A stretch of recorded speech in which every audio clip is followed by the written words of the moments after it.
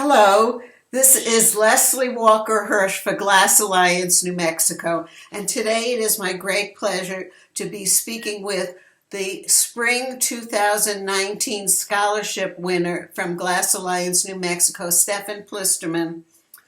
Stefan makes his glass art at Prairie Dog Glass and at Liquid Light Glass, and he also works there and he's employed by them. His detailed plans for his artistic growth very much impressed the Glass Alliance Scholarship Committee as well as the Board of Directors in awarding him this scholarship. Stefan has always worked solo by himself to make his glass art, and now this opportunity with the scholarship will give him an assistant to help him create larger and more interesting and impossible pieces to create as a singleton. Hello, Stefan. Congratulations again. How are you? Hi, Leslie. Thank you very much. I'm good. Obviously, I'm good. I just got a scholarship.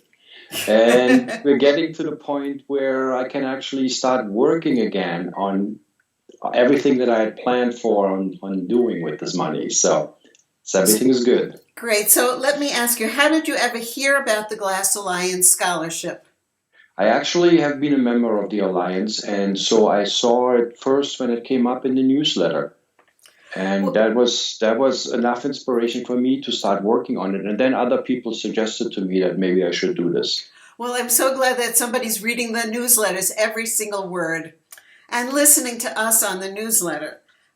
So did someone encourage you to apply? How did that happen? Yeah, Pat, the owner of Prairie Dog Glass, he said I should do it. Willie Hayes, that also comes frequently to Prairie Dog Glass and does some cold working there. She said, you should really do it. And my answer to them was like, I already did, because I had seen it in the newsletter. Artists can be so modest that they don't apply for the things that their talent really entitles them to. So how did you learn about being the recipient of the Glass Alliance 2019 Spring Award of a scholarship? Well, I actually got an email that just let me know that I got it, which was very exciting. And then again, coming back to the shop, and particularly Pat and Willie, was like they were making fun of me, which happens frequently. Gently, I'm sure. Yes, both of them in their own way. And they basically, Willie being a board member, she knew about it. And she had told Pat, I think, by the time I came there and had found out myself. So they were teasing me a little bit. But yeah, fun experience.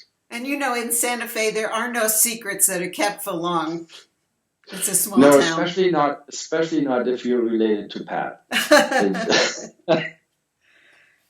So what is it that you think the scholarship committee saw in your work and in your application to be a recipient that made you stand out from other recipients? Well, what am I thinking is the question, because I don't know, right? But I would hope, I would hope that, foremost it would be related to my work. And then since it is a scholarship, I get to pick what I use the money for. I guess I would hope that the goals that I had and the way that I described the goals would have helped with the selection process as well. So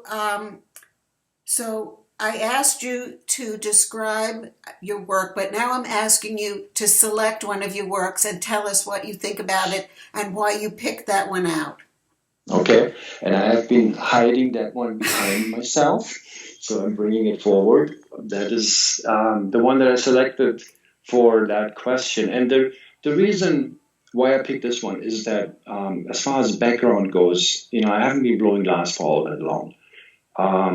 I've been a painter and a sculptor for close to 30 years now, and transitioned into glass blowing, feeling like these the two experiences that I've had really come together in glass as a medium.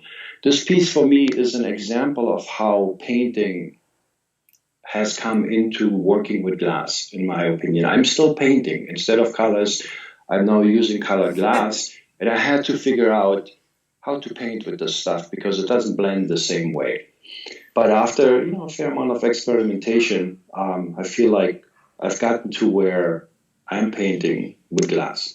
And so where does your inspiration come from? Oh, that is nature. Obviously, you look at my work. I'm going for an organic appearance, which I've always liked. Organic textures, colors, flow of line, everything. And so nature foremost, but also other artists. I mean, I think we're all copying from nature in one way or another. I've been looking at work of like I've watched the videos of Uli and Lino working together on the Venetian pieces, which to me are actually still my favorite pieces of Lino's because it's not so much the incredible technical ability, but letting go a little bit, and just having things happen, which is what I like when it comes to artwork. So you mentioned earlier that you're a member of Glass Alliance New Mexico. How has belonging to our humble organization affected you and your work? In a very positive way in several instances. The first Right one answer. was the the first time was actually I came to New Mexico. It's 3 years now, almost. Beginning of July. It's going to be 3 years, and I came here to blow glass. That was the purpose.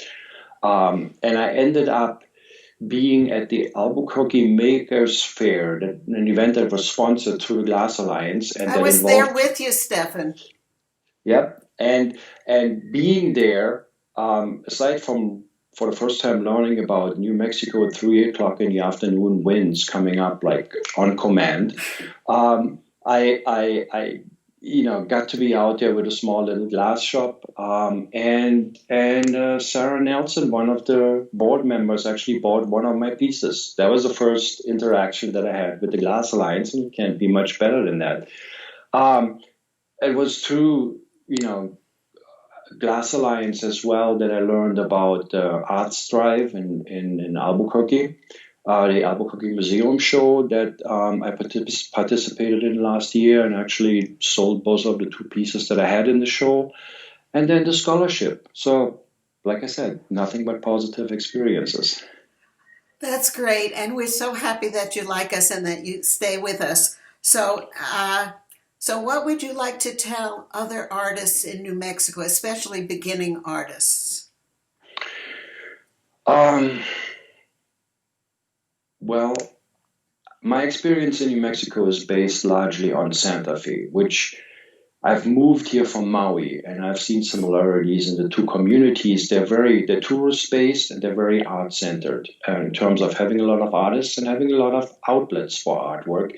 And then the tourists come and hopefully buy the artwork. So take advantage of the environment that you're in because it doesn't get much better than that.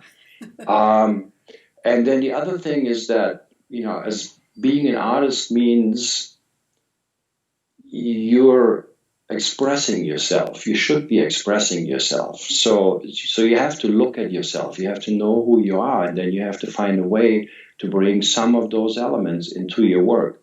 You do that, I believe it takes care of selling your work because there'll be something there that people will be attracted to.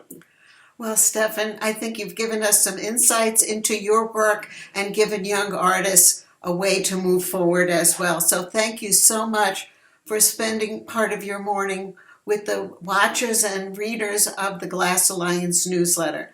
I'll be speaking to you soon. Okay, thank you. So long. Bye.